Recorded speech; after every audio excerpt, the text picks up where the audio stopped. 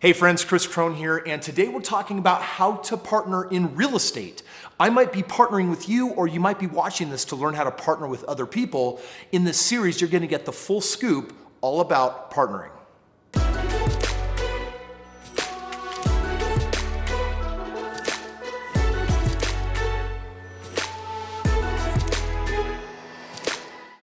All right, welcome back. So listen up.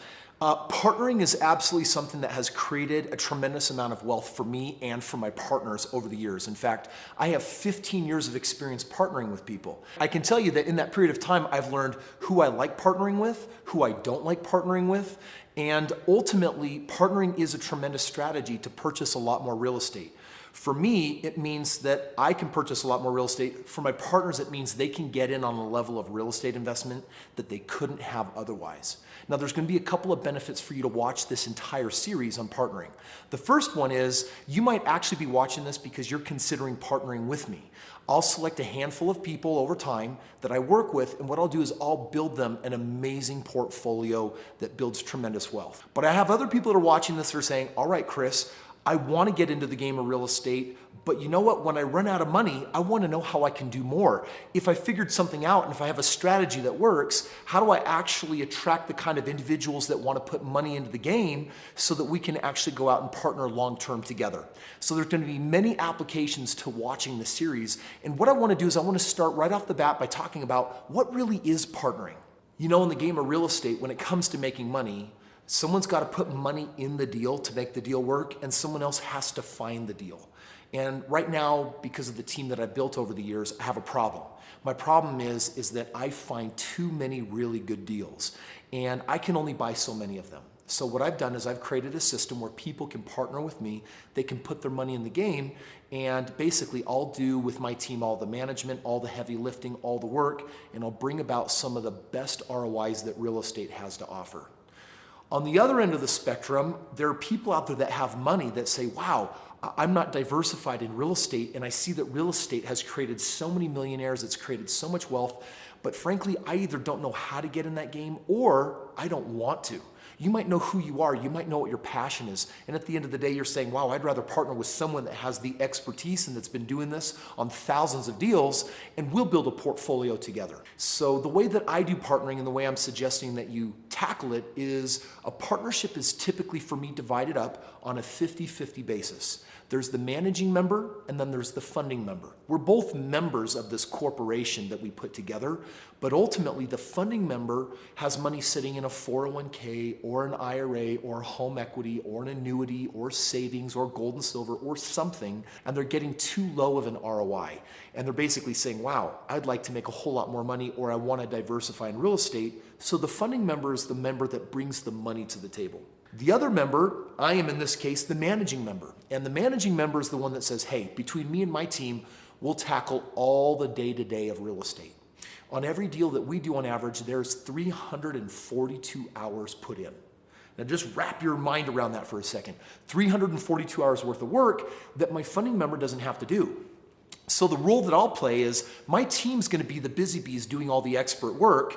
My funding member is going to be bringing the money to the table. And what do? Well, we're there to make really big picture decisions together. When is it time to refinance? Take the money out and redeploy it into the next properties. Because here's the goal. We're trying to take a small amount of money and turn it into a lot of money.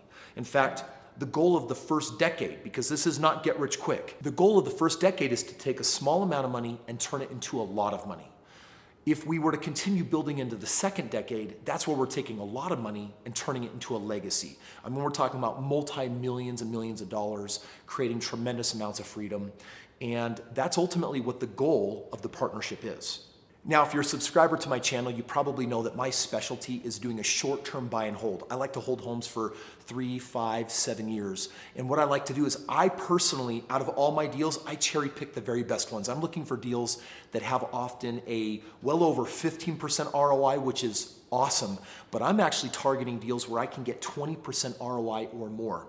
Now, the reason why that's important is because most people in 401ks and IRAs and in the market, over time, they're averaging maybe 3-4%. They're hardly keeping up with inflation. But in real estate, if you're doing 15%, 20%, 25%, the goal is to deploy a certain amount of money. Let's say someone had $200,000, and we were gonna buy 5 homes. Having 5 homes earning 20% is awesome. That means that 5 years down the road, they will have more than doubled in value, potentially. What we want to do over time is we want to take a look at those 5 homes that are earning 20% and see a few years in, can we do a refinance, which is a tax-free event, and take that money out and deploy it in 5 more homes? Or in 3-5 years, do we sell those homes and instead of buying 5 more, now have 10 more? Well, ultimately, the first part of the decade is getting that money growing into something. But if 5 can turn into 10, if 10 can turn into 20, if 20 can turn into 40, if 40 can turn into 100, then you can see that what we're trying to do is actually create a very special velocity where we can have our money compounding on top of itself.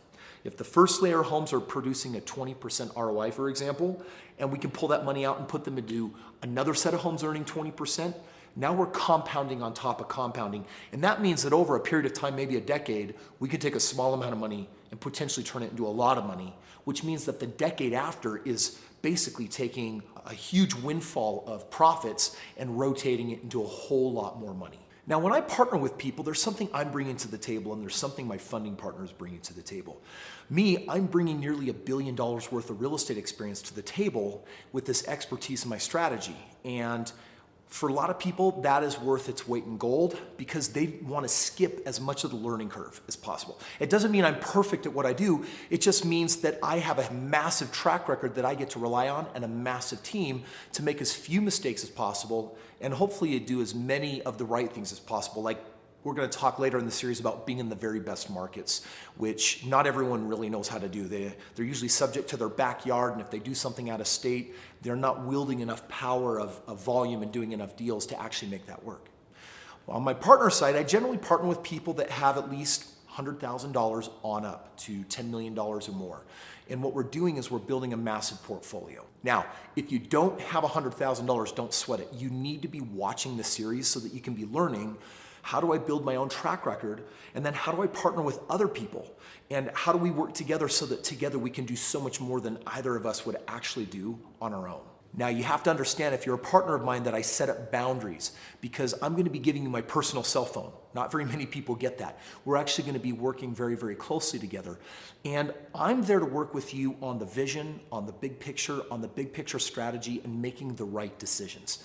And you can imagine I've got an extensive team, and they are the worker bees that are going to set the whole thing in motion and at an expert professional level execute everything that we want. Now, as a funding partner, you would be collecting financials and documents and seeing if we're bringing your credit to the table. And later in the series, we'll talk about what happens if you can't use your credit or if you eventually max out your credit for investment properties. But ultimately, this is a relatively passive role. So we're getting together and we're really deeming the big decisions of what we're doing and playing with this portfolio. Now, anytime someone comes on to be a partner of mine, we're basically getting married in a business kind of sense, right? You come from one background, I come from a different background, and our minds think very differently.